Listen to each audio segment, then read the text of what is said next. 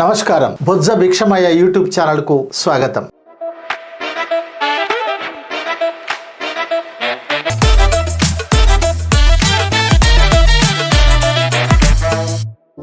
మిత్రులారా, ఈ రోజు మనం ప్రతిరోజు సుమారు 5 లక్షలకు పైగా ప్రయాణం చేసేటువంటి మెట్రోలో ఈ 2-3 రోజుల్లో వచ్చినటువంటి మార్పుల గురించి మాట్లాడుకోబోతున్నాం. ఈ విషయాలపై వివరంగా మాట్లాడటం కోసం Shri M Srinivas, urban development forum convener గారు మనతో ఉన్నారు. వారిని అడిగి ఈ విషయాలపైన వారు హైకోర్టు దాకా వెళ్లారు, ప్రయాణికుల కోసం ఆందోళనలు చేశారు, పోరాటాలు చేశారు. ఈ డెవలప్మెంట్ ఫోరం తరఫున ఇటు ప్రభుత్వంతో అటు యాజమాన్యాలతో కూడా మాట్లాడారు, అనేకం చేశారు. అయినా జరగాల్సిందేదో జరిగింది. ఏం జరిగిందో తెలుసుకుందాం. శ్రీనివాస్ గారు నమస్కారం అండి. నమస్కారం. శ్రీనివాస్ గారు, హైదరాబాద్ మెట్రో సంబంధించి ఎల్ఎన్టీ సంస్థ పేపర్లు రేపు బంద్ కాబోతుంది, ఎల్లుండి బంద్ కాబోతుంది, మెట్రో ఆగిపోతుంది అనే అటువంటి ఒక ఇంప్రెషన్స్ ను కలిగించాయి. చివరికి ఒక ఫైన్ డే ఎల్ఎన్టీ తప్పుకుంటుంది, రాష్ట్ర ప్రభుత్వం టేకప్ చేస్తుందని కూడా వచ్చింది. అసలు ఎల్ఎన్టీ మెట్రో నిర్వహణ నుండి తప్పుకోవటానికి కారణం ఏమిటి? ఎలాంటి అగ్రిమెంట్ ప్రభుత్వంతో చేసుకుంది? అలాంటి అగ్రిమెంట్ ఎల్ఎన్టీ ఎందుకు అమలు చేయలేకపోతుంది?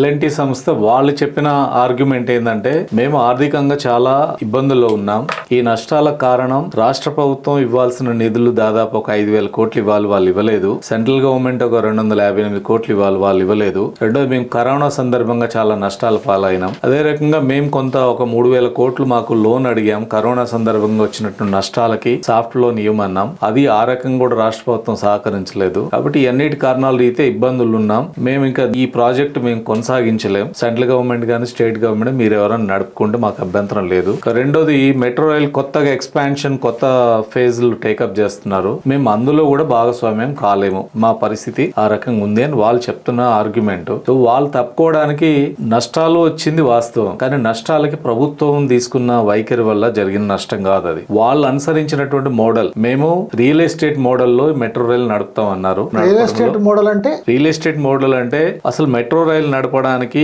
వచ్చే టికెట్ ఆదాయం కాకుండా మాకు కొంత ల్యాండ్ ఇవ్వండి, ఆ ల్యాండ్ ని మేము కమర్షియల్ గా డెవలప్ చేసుకొని దాని మీద వచ్చే రెంట్లు, దాని మీద వచ్చే ఆదాయాలు, వాటితోటే మేము మొత్తం మెట్రో రైలు నడుపుకుంటాం. ఇప్పుడు మొత్తం మెట్రో నిర్వహణ ఖర్చులో 50% టికెట్ ఆదాయం, ఒక 45% రియల్ ఎస్టేట్ అంటే మీరు ఇచ్చే ల్యాండ్ మీద. అంటే స్టేట్ గవర్నమెంట్ 269 ఎకరాల ల్యాండ్ ఇచ్చింది. ఆ ల్యాండ్ లో కమర్షియల్ డెవలప్మెంట్ తో వచ్చే ఆదాయం రెండోది. తర్వాత యాడ్ ఆదాయం, సో ప్రకటనలు, వాణిజ్య ప్రకటనల ద్వారా ఒక 5% ఇట్లా నడుపుకుంటాం అన్నారు. ఈ నడుపుకోవడంలో వాళ్ళు విఫలమయ్యారు. టికెట్ ఆదాయం వస్తుంది, బట్ రియల్ ఎస్టేట్ ఆదాయం రావట్లేదు. 45% రావాల్సిన ఆదాయం పోయింది. అది వాళ్ళు ఎక్స్పెక్ట్ చేసినట్టుగా రియల్ ఎస్టేట్ ఆదాయం సంపాదించుకోవడం వాళ్ళు వెనకబడ్డారు. అక్కడ ఆదాయం రావట్లేదు కాబట్టి ఇంకా మేము నడపలేకపోతున్నాం అని చెప్తున్నారు.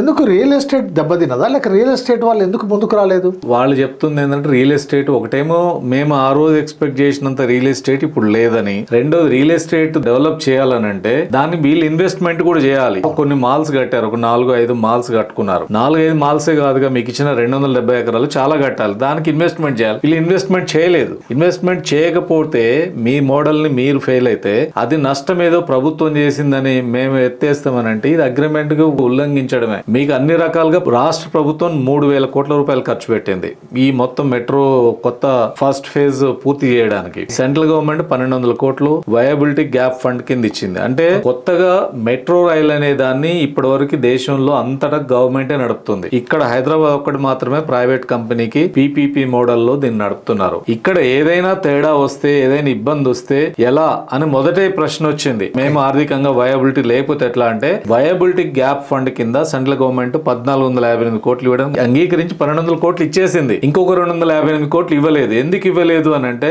వీళ్ళ ప్రాజెక్టు 71 కిలోమీటర్ల ప్రాజెక్టు నిర్మాణం చేయాలి. వీళ్ళు ఏంటంటే ఓల్డ్ సిటీ వైపు, ఇమ్లీ 1 నుంచి ఓల్డ్ సిటీ వైపు నిర్మాణం చేయలేదు కాబట్టి చేయాలనేది అక్కడ ఒప్పందంలో కూడా భాగంగా ఫలక్నామా వరకు నిర్మించాలి. ఫలక్నామా నిర్మించాల్సింది ఇమ్లీ 1 తో ఆపేశారు. ఏమంటే ఏదో ఆటంకాలు ఉన్నాయని చెప్తూ వచ్చారు. సో దీని కారణంగా ఈ ప్రాజెక్టు కి నష్టాలు రావడానికి, అనుకున్నంతగా వీళ్ళు ఆదాయం సంపాదించకపోవడానికి కారణం వాళ్ళు అనుసరించిన మోడల్, వాళ్ళ వైఫల్యం తప్ప అది ప్రభుత్వాల వైఫల్యం కాదు. తప్పుకోవడం అనేది మొత్తం ఒప్పందాన్ని ఉల్లంఘించడం.